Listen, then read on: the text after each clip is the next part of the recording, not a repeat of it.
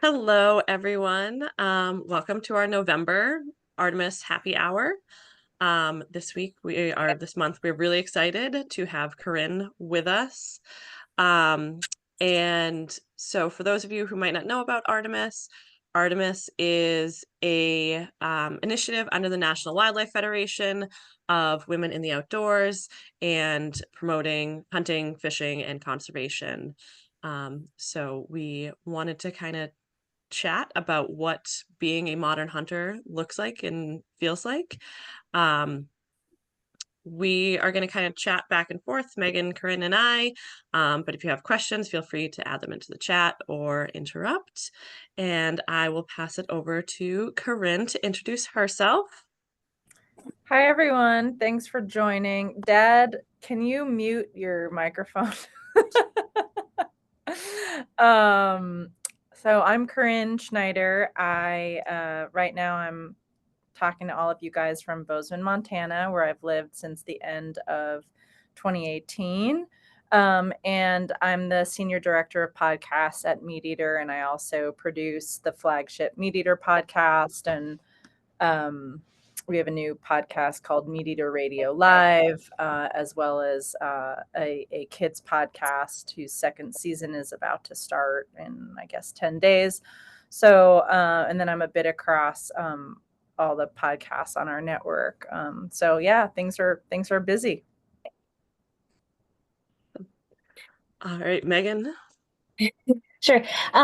So anybody who like see my background, I just want to give a quick disclaimer. It has absolutely nothing to do with Corinne or the theme today. It just has to do with me forgetting to change it from a work meeting earlier. And yes, work meeting with dinosaurs. So I apologize. But back to Corinne. Corinne, thank you for being here tonight. We're super excited to get to know you. So I don't know if we want to just kind of keep it casual and start from the beginning and move forward, but I would love if you could take us back in time and kind of give us your origin story before we talk about what you do now. Sure. So my origin story, I was born and raised in New York City. Wildlife included cockroaches, rats, and mice, and Central Park. And every now and then there would be some kind of farm visits, and some going outside the city kind of a thing, mostly led by my dad. And then my mom's family had settled in California from China and lived in the Berkeley area. And there's a lot of great hiking and just kind of outdoor activity there. But I was really a city rat. And I'll fast forward, I've lived in many places. I lived overseas in the Middle East for many years. And I was never really in a rural adjacent area. My background is in international broadcast news and news production. So I never, ever expected to see myself, in the position that I'm in now, doing what I do now. My mom is Chinese, as I mentioned, so I grew up eating all the things. Like chicken feet was a favorite when I was like 6 years old. So the culinary cuisine aspect of harvesting your own animals was definitely part of an opening. But again, yeah, I never saw myself in this role. And as James, who grew up on a farm, who's on this call, thanks, James, will remind me, we've known each other since we were 17, 18 years old. So that's like 20 years. He would remind me, remember when you said that you were, against hunting, and remember all these things, and now look at what you do. So I moved to Montana in 2018 with an ex-partner, and I moved from Harlem to Immigrant, which is just outside of Bozeman. It's north of the north entrance of Yellowstone National Park. And I moved during the fall. So I went from bodega block parties to elk hanging off the back of people's trucks. And it was like, oh, this is what people do here. Like, it seems natural and organic to the environment and the atmosphere. And there was a point early on, before I even knew what Meat Eater was, that I wondered, should I confront taking an animal's life myself, the emotional toll, the effort, the understanding of what that all is? Could I do that myself if I'm to continue eating meat? Because I see the people around me doing that. And that was just an initial idea in my mind. And then fast forward to 2019, still staying in Bozeman, and finding out about an open podcast producer role at Meat Eater. My friend was like, you might be the most qualified person in the state, but you don't hunt, you don't own guns, you don't kill animals, you don't. So who knows? But I did want to stay here, and I looked into the company, obviously, and it looked to be doing some really interesting substantive work. So I applied. I met Steve, the chief creative officer and founder of the company, kind of synonymous with, like, he is the meat eater, right? And other colleagues of mine went through the interview process and got hired. And I thought, like, oh, I probably don't fit in. Like, what's it going to be like? And I was very humbled by everyone here. Became fast friends, and it's been over, I don't know, almost 6 years now, or 5.5 years. And I've just learned so much from everyone, and all of my friends and colleagues here have been instrumental in, no one's forced a transition or a transformation. It's, between the countless hundreds of podcasts and guests by, biologists, archaeologists, trappers, hunters, you name it, just talking to people throughout the years, reading, talking to colleagues, and getting, I didn't hunt until my second year at Meat Eater. So, yeah, hopefully I didn't ramble too much just now, but that's fast forward to today, and here we are.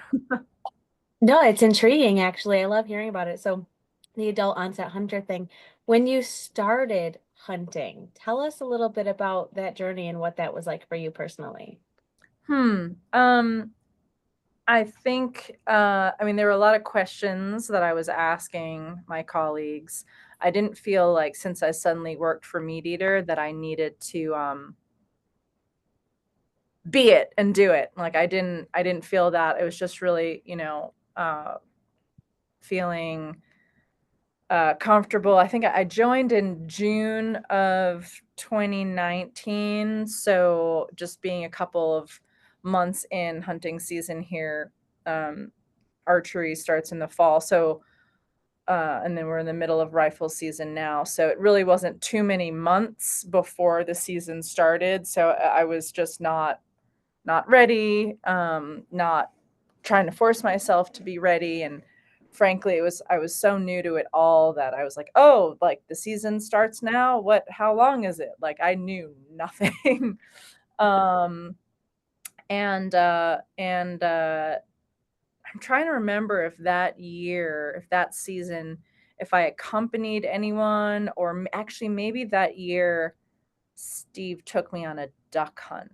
I think I get winter of 2019 and 2020, a little confused, but I had a lot of offers from colleagues to take me out, either, individually or in a group. And so the earliest hunts were duck hunt, and my friend and colleague Brody Henderson took me on my first real deer hunt in 2020. And I guess in terms of the prep, it was, getting myself a rifle and having colleagues help me shoot and walk me through everything. I mean, it's not the first time that I had shot. It was probably the first time I had shot rifles. My dad shoots, and is a member of a gun club in New Jersey. And so since I was, I don't know, sometime in my 20s, I have done some shooting.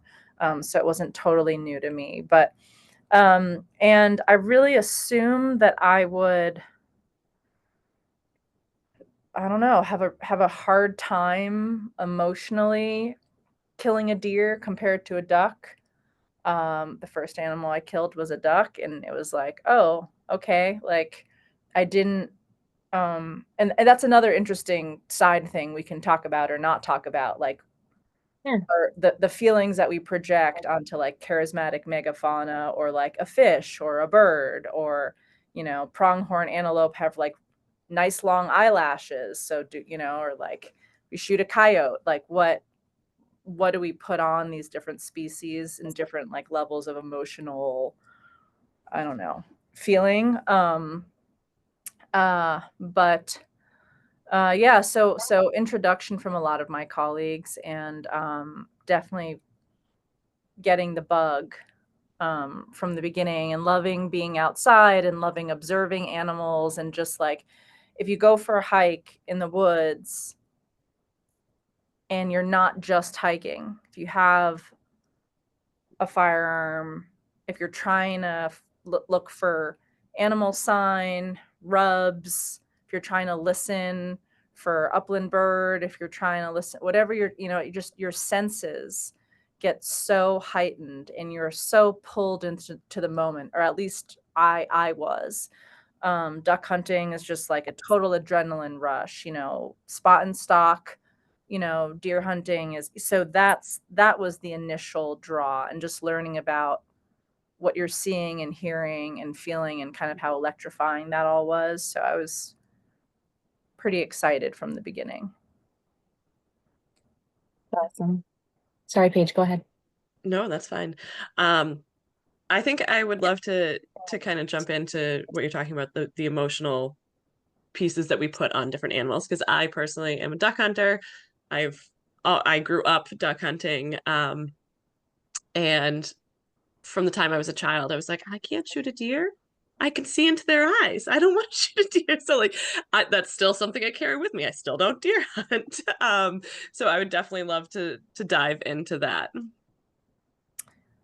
Yeah. I think to each his own. We're all shaped by the, our prior experiences. And I don't think there is a, like if you hunt, you should anything across the board. I've talked to colleagues of mine who, feel a way about hunting a specific creature because they just do, or they feel a way about eating a certain creature because they do.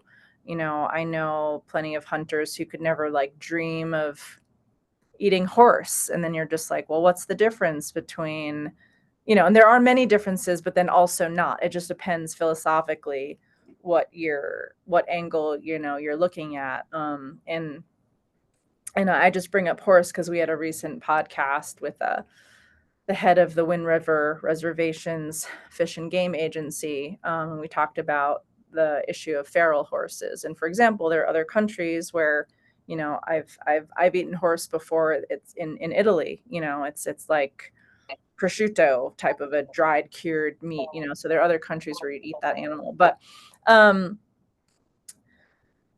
yeah, I don't really know why there's of course like, are there some animals that are slightly higher order? Do we look at animals that are more intelligent, than others, a frog versus a coyote, and how we measure that? Are we just used to seeing fish and imagine that there's no, what's their nerve ending receptor? Actually, I haven't looked into that, so I don't know the extent to which a fish feels pain or not, or waterfowl, or I think everyone may feel a different way about a different critter.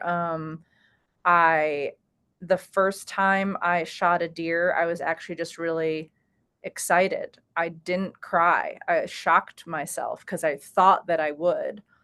And it was the second big game animal that I shot where I was a wreck. It was a pronghorn who had been injured by another hunter a couple of hours before. So part of me felt, first of all, like I haven't been looking at pronghorn for a long time, right? I shot that in Wyoming, so I'd only been in the West for a little while, and so this animal just, at least to me, still just looks like nothing I'm used to seeing, you know. And I think part of the emotion was, and I could get emotional all over again, was, you know, knowing that it could have gotten torn apart by coyotes or like continued to be in pain with its leg really, really injured. And that, you know, did I help put it out of its misery? So was that something that, you know, it was better that I end the life of this animal than another pronghorn that hadn't already been injured. And yeah, I think I've been emotional shooting. You know, I shot an elk last year, and I was just, it was a fast, ethical double lung shot. I was relieved, and I did not cry. I recently had a pretty tough hunt with my first whitetail buck. I made some really big mistakes on the turret, with the turrets on my firearm. It was a new setup, and I injured him badly, and it took a long time for him to die in multiple shots. So I was a total wreck, and that's, you know, I think I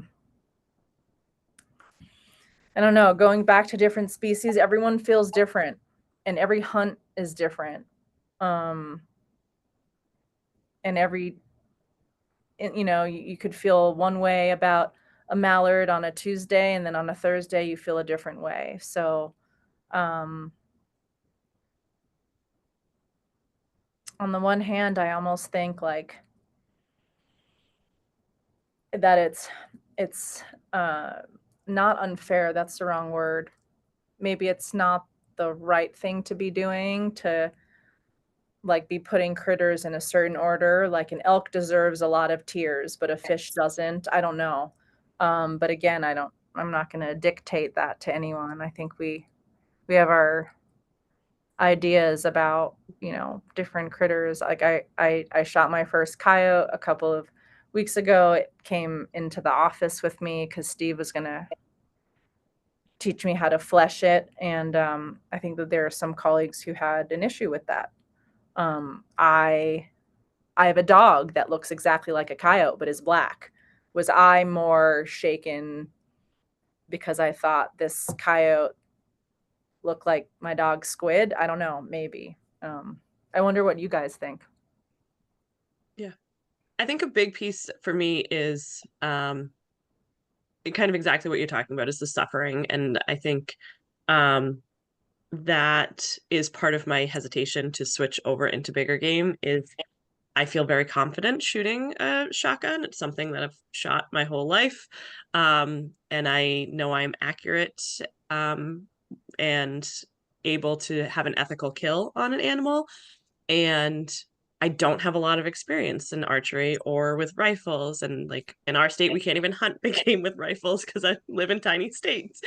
Um, but just kind of switching over into a whole different, you know, there's steep learning curves in everything that we add on to, and trying to make sure that we handle our skills in the best way possible, I think is a big thing for me. And so I have bought a bow and I have not practiced with it enough, but I have two young kids that kind of keep me a little busy with that. And I'm hoping that as they grow, I can use it more and more. And I'm gaining more and more interest in deer hunting, but I obviously want to be much more skilled before I move into that. But I think that kind of that suffering piece is a big part of my hesitation. So yeah. I think for me it's a very similar, except for like I've always been a whitetail hunter as long as I've been a hunter. So it's not so much like big game versus small game because small game came later for me. But for me, it's more like projecting like a relationship or like something like that onto a whitetail. So I know a lot of people, especially ones who have trail cameras, like they'll pick a target buck and then they'll give it a name that fits its characteristics. And I've just never been able to do it just because of the emotional connection. I can't, if I name something, then I have a hard time killing it. And it's different for everybody, but it's crazy how your mind can do when you form a connection with something. So That's a good point. um Corinne, I was wondering on this, while we're on this kind of line of thought, if there was like one specific, maybe like emotional memory, or even just a happy, like your best favorite memory of hunting that you could share with us, one specific thing. Um, yeah, I think if my colleague Brody heard this, he might be surprised, but my first it was my first hunt with Brody. Nothing happened. We didn't know each other very well um uh uh at the time, and I just was so appreciative that he was like, "I'll take you out. Like, I got to scout this place for my son anyway, so let's do a half day hunt." And I was just really appreciative of him for that. And I went to a piece of public land a couple hours away, and uh, I think he wanted to make sure he was like being a good guide to me, and like try to find the right direction and the right path and the right way. And we saw a couple of muley does. I don't know, very, very far off. I don't know, could have been like a mile, and it's just like, let's just see if we can,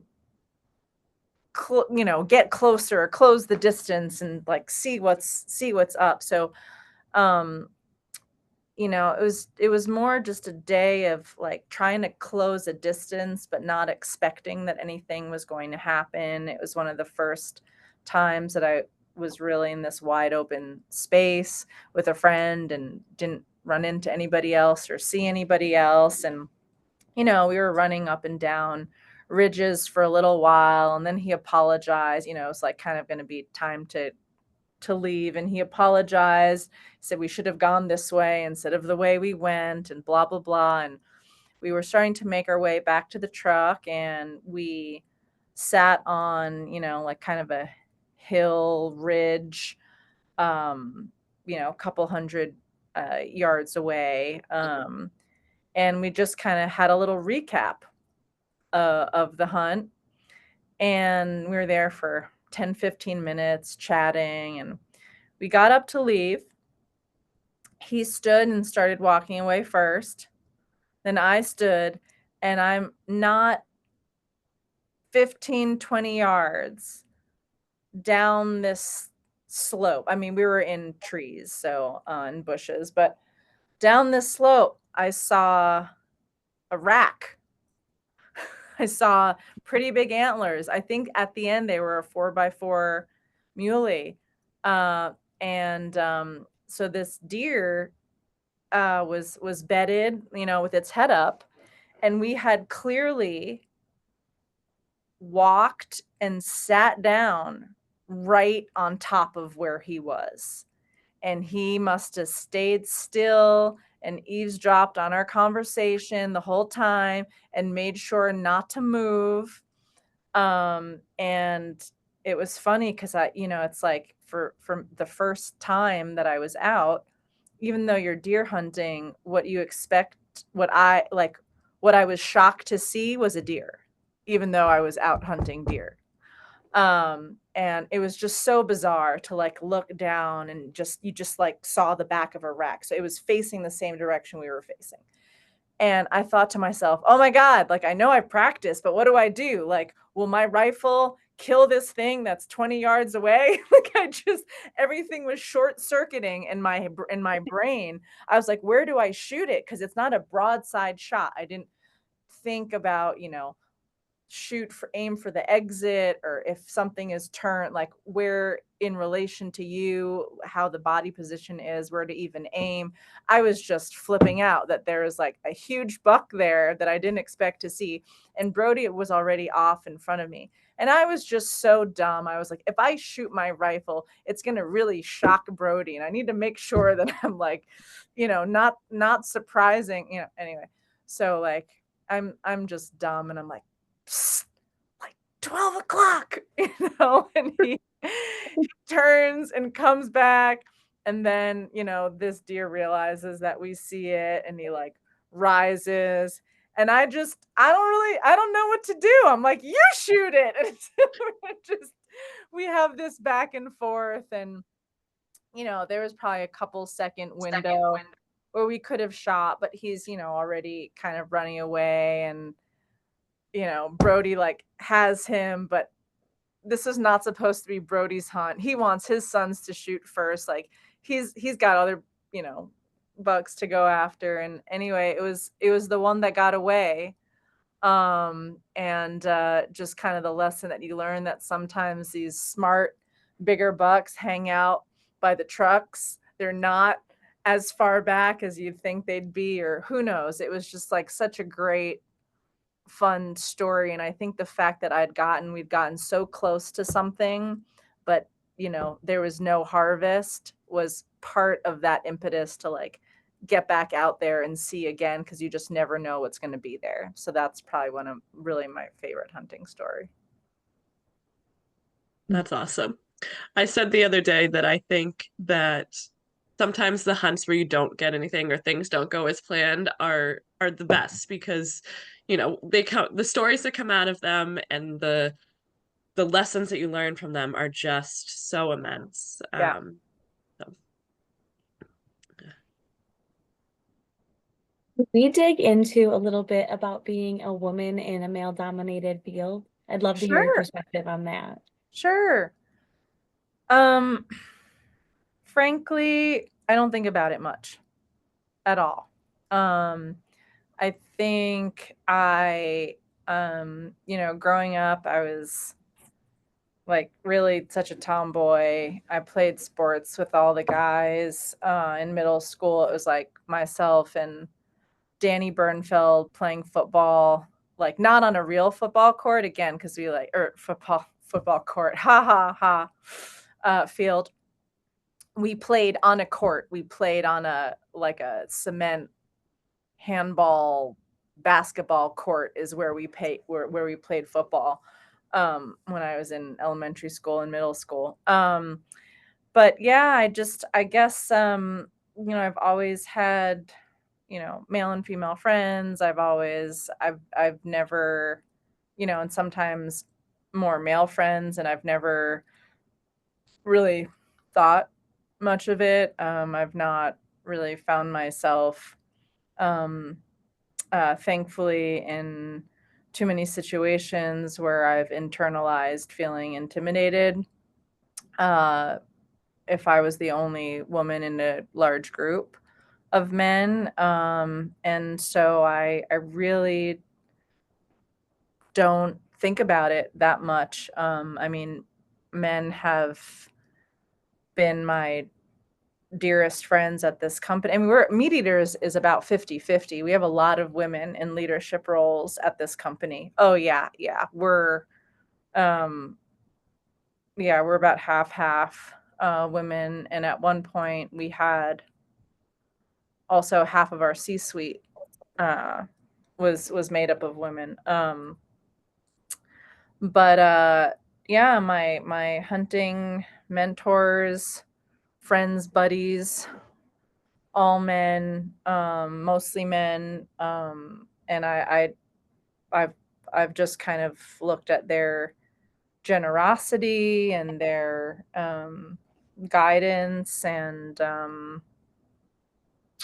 yeah, not anything that I can point to as being kind of out of the ordinary. And I also wonder if seeing things that way also does make it easier for myself. I wonder if I chose to look at things another way, if I would heighten my own sensitivity unnecessarily.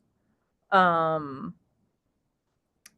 that's just me. I mean, I tend to see men as being just as vulnerable individually as women, so I don't really notice that too much. And I think sometimes a sharp woman up out there can stand their own ground and give it right back. So that's kind of how I think of if you ever run into someone trying to take you down with their words. So yeah, I guess honestly I really don't think about it much at all. It's good. We've got a question in the chat from Angie. That's your mom, right? Angie's my aunt. Your aunt, I'm sorry. That's How much did the other women hunt? Oh, in the office? I guess so. Oh, let me see. Does it say how? Let me go to the chat. It says, how much do the do other women hunt? hunt? Oh yeah, okay. A bunch, a ton. I can think of, I'd say on average, the number of women at the company who don't hunt compared to the number of men at the company who don't hunt is less. But there's probably a majority that hunts. And then if you throw fishing in, I mean, some of the gals at the office just slay at fishing. So almost, I mean, like, it's not just anyone who's like forward facing doing the activity. I mean, my female colleagues in the accounting department, they hunt and fish. So it's very active. It's very, very active. Love that. Do you, not to dig into this a whole lot, but do you ever find, you or your colleagues that are female, any like extra pressure to be extra good at it because you're a woman? I personally have not. I can think about competitive, like female friends who are competitive, who like wanna one up their partner, or wanna one up a colleague, or wanna or I guess I don't know too many people personally who feel like they need to prove themselves because there is a belief that a woman is not going to be able to get the job done. I mean, I have a friend who, you know, she's gone out a couple of times with a male friend of ours, and the other day she took her boyfriend. He doesn't hunt. I think he was just along for the ride or to help her drag the deer out. And she's like, yeah, I left work, went to this spot, shot this deer. I mean, for all intents and purposes, she did it on her own, so I don't think that was like trying to prove anything. I think she just was like getting after it and did a great job. So yeah. Awesome. Do you have something, Paige? Jumping so on. I guess I'm still trying to formulate my thoughts. So hang on. If you have something, go. I can. Sorry. Okay, I've got lots of questions. I don't mean to just keep throwing them at you, Corinne. Go for it. Being a newer hunter, how do you define success when you go out? I guess I don't really think about things in terms of success, actually. I think there's so many scenarios of being outside that I just derive enjoyment and pleasure from. So I think the accomplishment for myself, as opposed to like success or failure. Yeah, I guess I don't really think about it in those terms. Definitely not like, oh, if I didn't harvest an animal, it's a failure, and if I did, it's a success. Like, I guess I just don't think of it in those terms. It's more like every experience I've had outside has been, I've learned something from, whether I'm with friends and colleagues and asking them questions and learning from them, or whether I'm learning something because I've observed, a deer do this, that, or the other, or, you know, seeing, yeah, it's just kind of what I'm learning. And I started going out on my own, not anything crazy, to parts of public land that I'd become familiar with.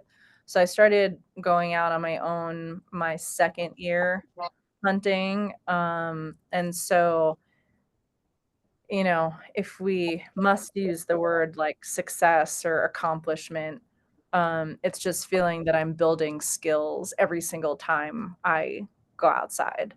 And that in itself is fulfilling. So that's kind of how I look at it. More of I feel fulfilled and exhilarated and just like soaking in more knowledge, observation, more than a success failure type thing. Very nice. What would you say is the hardest part of learning, like of your process in learning to hunt? The hardest part. Hmm. Um,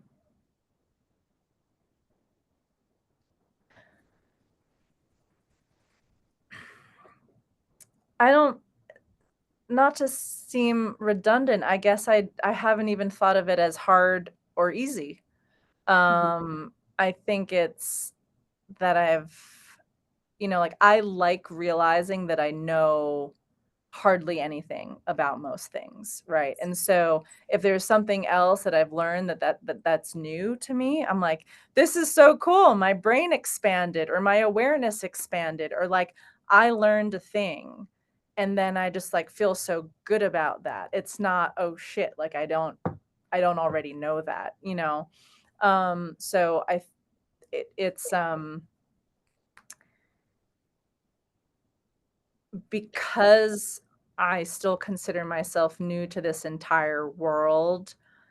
um, the the learning stuff doesn't feel hard or easy. It's just that I'm learning stuff, and that I become like more and more excited that I like know a little bit more compared to last season or compared to 3 weeks ago, or so it's not like a hard, easy uh, dichotomy. I think, um, to use the word like hard, in a challenging sense, has been,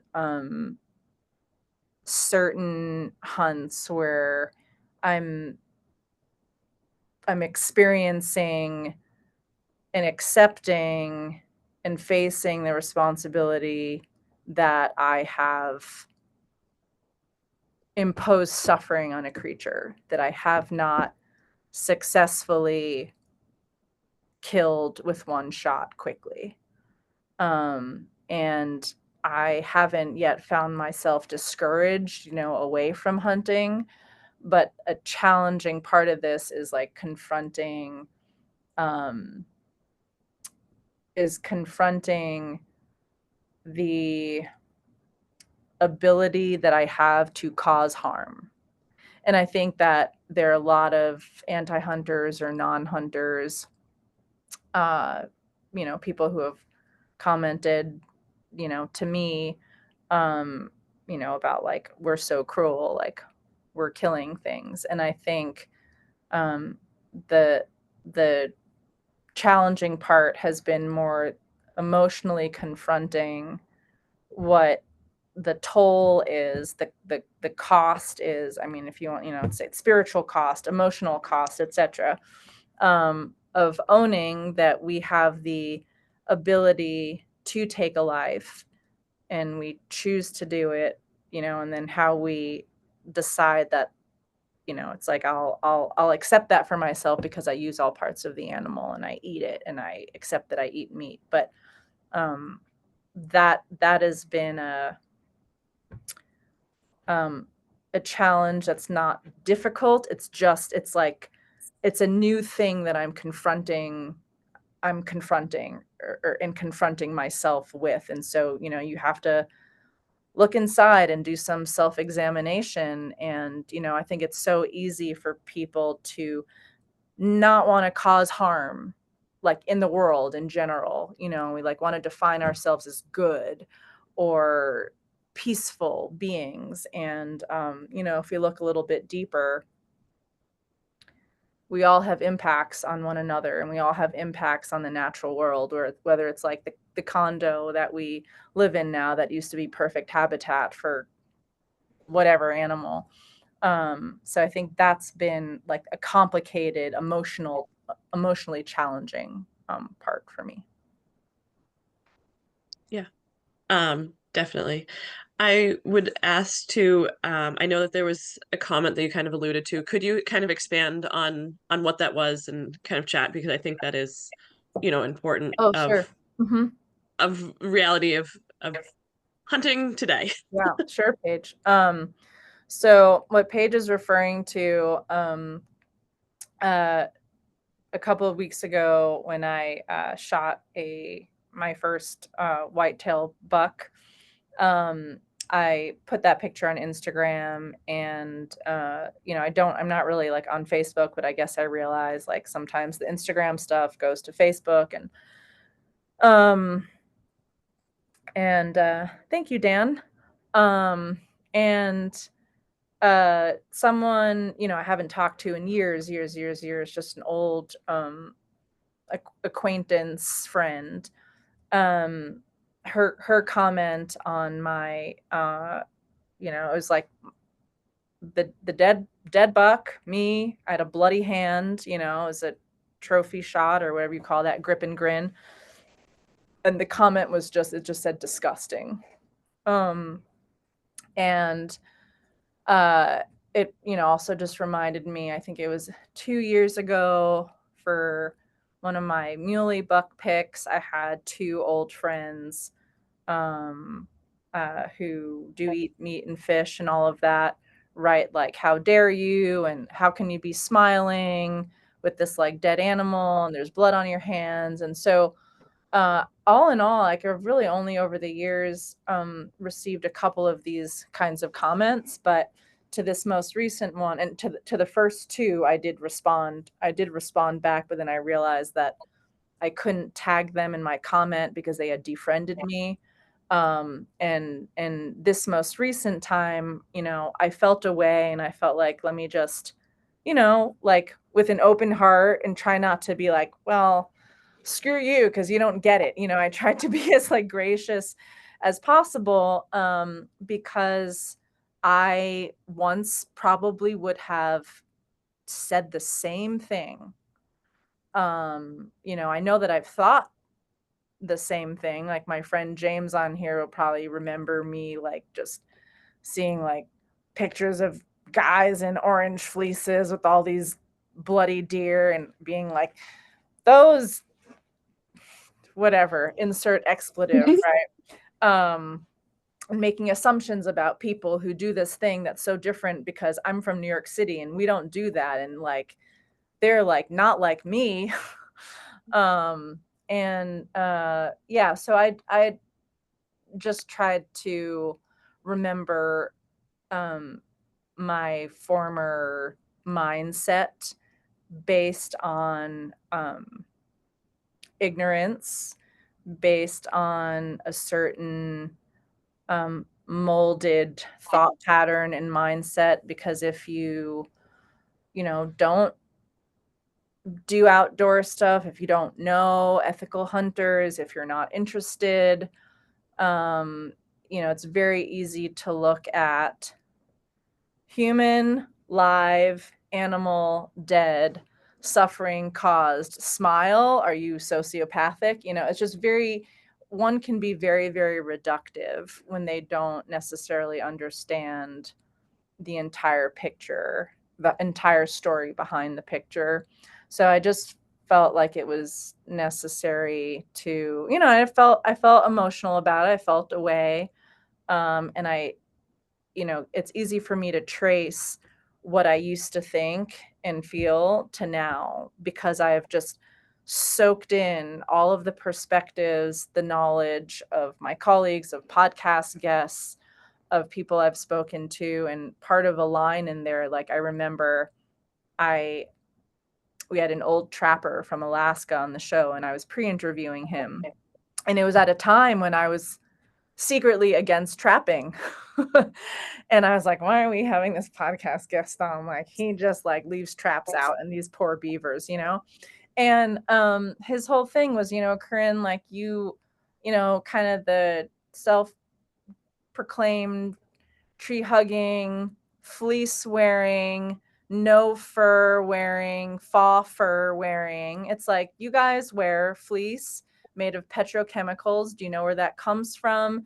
There's plastic floating in the ocean. Do you know what's a renewable resource? Like, fur is a renewable resource. And, I trap this certain area, and I manage the population there. And these animals, normally you don't die a peaceful old age natural death in the wild. You're ripped apart by predators or disease, or you're hit by a car, or you're trapped, or you're hunted. And so, like, out of all of the or you're ripped apart by a predator. So, like, out of all of the options, what would you do? Plus, like, some of these species need to be managed. And so it's like all of this thinking really helped. And so it's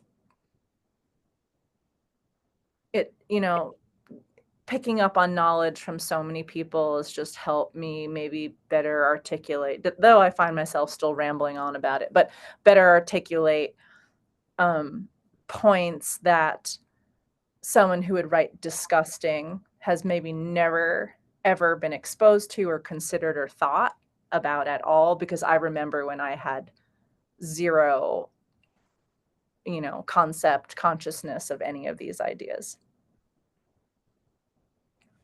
Yeah, definitely. I think a big piece of what you're saying is so true. It's just like a lot of the world is not connected to hunting in any way, shape, or form, so they don't understand it at all. Like, brief story is I grew up hunting my whole life, and I in high school never talked about it because it was not the cool thing to do, and like it was just I just never talked about it. And then so I went to college and started to be like, no, like, this is a big part of who I am. Like, I want to express this. And so I had a couple of girlfriends that wanted to come and learn how to shoot. So I was driving them, and my college was a couple hours away. So I was driving them home to my parents' house. And on the drive, one of the girls goes, Paige, I just don't understand. Like, I know how much you love your dogs. You talk about your dogs all the time. I don't understand how you can go out and kill something. I just don't get it. And I was like, well, like, it's more than just killing something. Like, it's way bigger than that. Like, it's hard to explain. And so, I tried to explain it the best I could. And so we went and we spent the day and shot with my dad. And driving home, the same girl goes, I get it. And like, I will never forget this conversation, because she goes, I didn't understand, but she's like, watching the way you and your dad interact, and the discussions you have about the safety and the importance, and every piece of this, and then watching you work with your dogs, like, I get it. And I was like, yeah. So I think, it's the more we can educate and the more we can talk about hunting, and in a well thought out way, can really change a lot. So Totally. yeah. I don't know if we have time for one more question or if we should just wrap it up. I guess my last question is, I just wanted to give you an opportunity, Corinne, if there's anything that we didn't ask but we should have, what would that be? Man, I can't think of anything.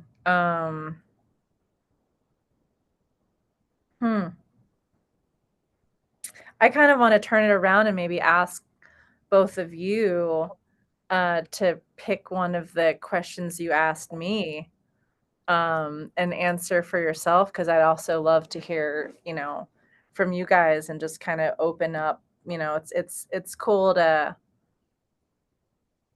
have this, conversation. I know it's been more one way coming from me, but just to hear from you guys as well. Like maybe Megan, have you run into anyone challenging your like ethics or your morality? Like Paige, I love your story, and you brought somebody out, and I think I think that is one thing that can make an impact on someone. I think, to read something that I write or that you guys write or that anyone writes is maybe a little different than someone having the experience themselves. So, Megan, have you experienced similar? You know, I've been really lucky as an adult to interact with really great people in the hunting world, in the hunting community, in the hunting industry. But as a teenager, when it wasn't quite as common, maybe, or maybe we just all didn't know about each other, and there were less women that I knew, or less, female teenagers, girls in my circle hunting. I used to go out with my dad, and it was like the token, daughter. And I had some times where his peers were very, very unhappy that he would bring a girl along on, man camp or the man's trip. And I'd had experiences where they were like, should she have a gun in her hand? Like, is that safe? Um, and that really shaped the way that I moved through the world as an adult, and knowing that I had a lot of experience and that I had the ability to connect with other women who didn't have experience, and then to pass that on. That's a lot of why I do a lot of mentorship, and why actually what brought me to Artemis Sportswomen is experiences like that, where I knew I could shorten the learning curve for other women and they wouldn't have to deal with things like that. So it definitely, it's impactful when it happens, and you don't want it to happen to anybody else. Definitely.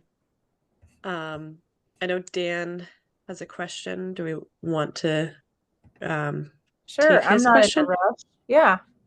Perfect. Let's see. I'm opening up the chat for like the first time. Oh, Morgan was here. Yeah. Thanks, Morgan. I think he's not here anymore, but okay, Dan. Yeah, Dan has a question. Hey, can you hear me? Yes. Hi, Yeah. Dan. Hey, thanks. Corinne, I'm a huge fan of your podcast and Meat Eater, and Thank I, you so much for joining and taking your evening to listen to me jabber on.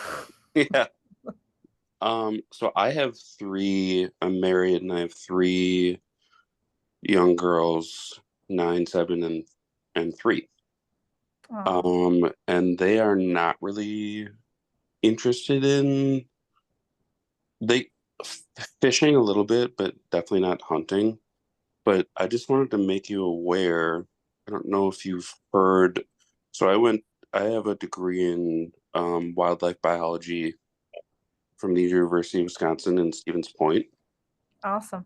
And um, if you look her up, Christine Thomas at the time was the dean of my college. And she's the founder of Becoming an Outdoors Woman.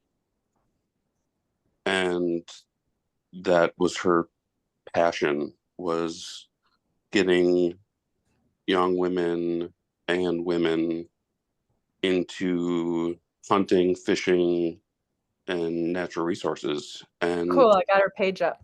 yeah, she was just awesome.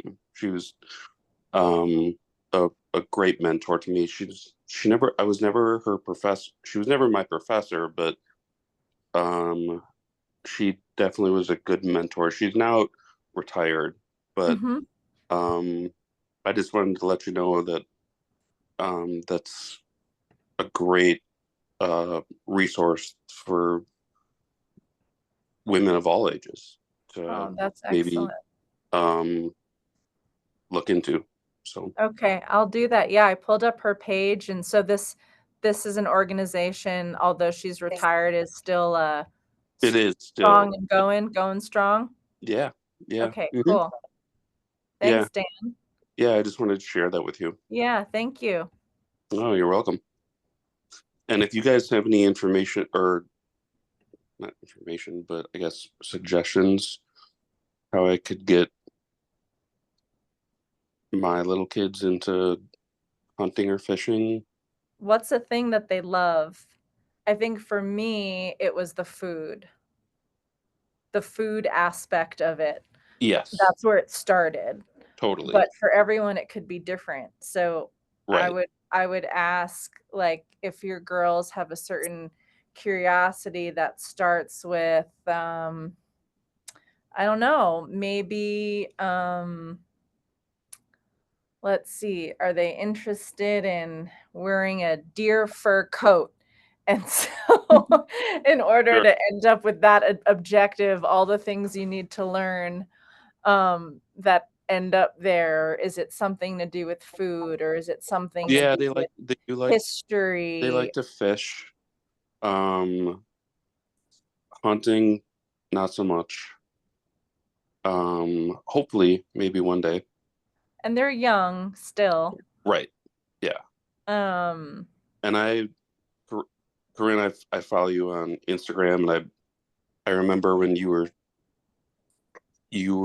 your your hunt where you had to call Cal and you were crying and like I love that like real emotion that you have because it's not fake. Like I love that about you. I think that's super cool. I appreciate it, Dan. Um, and I cry very easily, so that's why. yeah, I'm I've, just kind of doesn't take a lot for me to just, yes. I'm like, Well, and I'm yeah.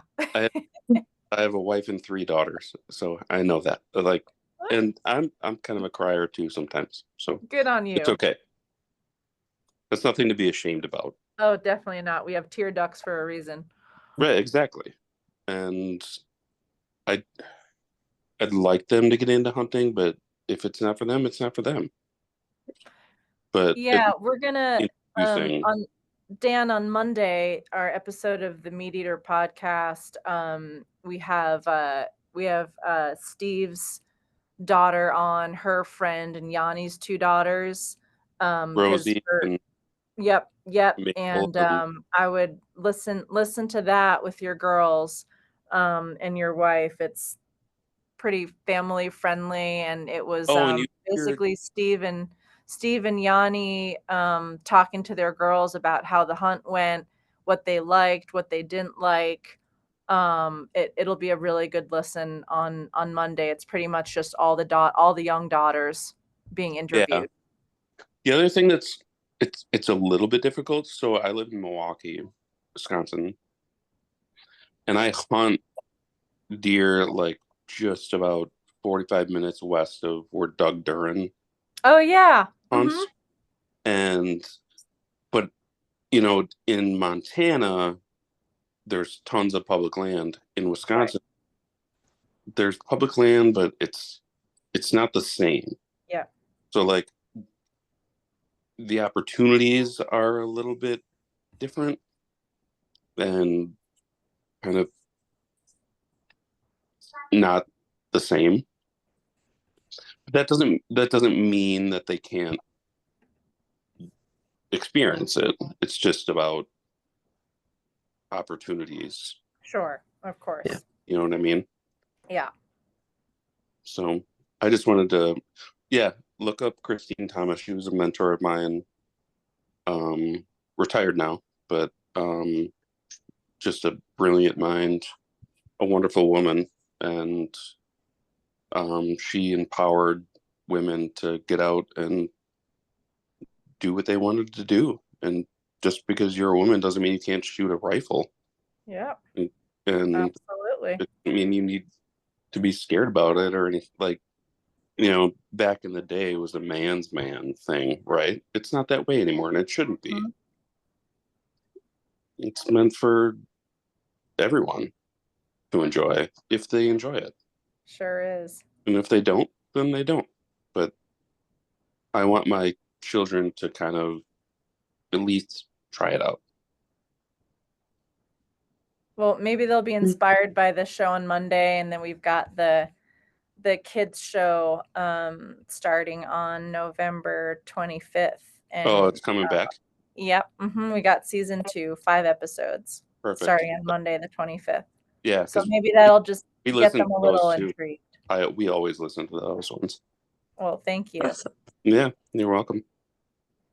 And Thank you. for to all of you for hosting this. It's so important to me because, with having a wife and 3 daughters, and I grew up with a younger brother and 3 older sisters. So women need to get, if they're interested, need to get into the outdoors and get into hunting if they want to. Yeah. But I feel like there's this stigma that they're not allowed to, it's a man's only thing. And that's just not true. Thank you, Dan. Yeah. Thanks so much. Yeah, you're welcome. So Corinne, I don't know if you just saw Katie asked a question I do see your in that question. question. So Hi, Katie. Do you have any advice for someone wanting to pivot their career into the outdoor industry? I'm an avid fly fisher woman, angler, and deer hunter, but have spent my whole life in the ranching industry and am unsure if my skills are transferable. I'm gonna nix the last bit of your comment where you say you're unsure if your skills are transferable. Sweetheart, they are, but even regardless of that, it's not, we can always, learn, and, that's, we can always learn new things and be, and set ourselves up to be in a new adjacent, etc. field. Goodness, I mean, I guess my path is like very unorthodox, so I don't know if we could take a page out of my playbook at all. I'm gonna want to think about that. I'm happy to talk to you on the side because I want to, give you a substantive, well thought out answer, and at the moment, I can't think of anything. I'd kind of ask myself maybe what in the outdoor industry, what aspects of it you might be interested in. Like my background was in production and in journalism, so and it was in video. So podcast, I mean, it's still relatively new, but the skills of production management, interviewing, writing, researching, all of that was transferable. So I'd kind of want to know what skills, interests, etc. you have within the ranching industry, and or if the skills that you have are not exactly what you'd be interested in doing in the outdoor industry. There's so many, I think about, we have an accounting department, we have marketing, we have, a social media department, we have video editors, audio editors, my colleagues who write for the website. There are just so many aspects of it, like in any industry and business. So there's got to be a ton of things that are transferable. I can reach out to you via Instagram. Okay, sounds good. Sounds good, Katie. yeah. I am obviously on a much smaller scale too, but I would definitely say like get your foot in the door some way in outdoors. Like I was a teacher before this and a stay-at-home mom for multiple years as well, and then have like entered back into the outdoors space. So like get out there and try it. So yeah, I think we're probably at a good wrapping point. I don't want to take too much of anyone's time. Um, Again, we cannot thank you enough, Corinne, from coming on and joining us. This was a really, really awesome conversation. For those that are interested, Artemis is a initiative under the National Wildlife Federation for women in the outdoors, hunting, fishing, conservation, all the things. We have ambassadors across the country and put on some really cool events and have a monthly happy hour just like this with different people. So please reach out if you have any questions. Any last thoughts, Megan? I just thank you, Corinne, for giving us your time and for letting us listen to you called it ramblings, but you know, everything you said was interesting, and just to hear the thought process just from a different perspective, it was a lot of value and I appreciate it. So thank you. Oh, thank you, Megan. Thank you, Paige. I appreciate it. I think like a third of the attendees have been my family and friends. Hi, Matt. My aunt, my dad, Morgan, James, and Matt. So yeah, I think that's like a third of the people who have attended. And thank you everybody else for taking the time. Thank you. And thanks to everybody else who took the evening to join, and thank you Paige and Megan and Artemis for doing this. I think they're valuable and important kind of, you know, meetup points for us to just communicate, get to know each other better throughout this like really big industry actually, but also small. So yeah, thank you guys also for sharing your thoughts and your stories. Yes. Thank you, everyone. We appreciate you being here. Bye. Bye.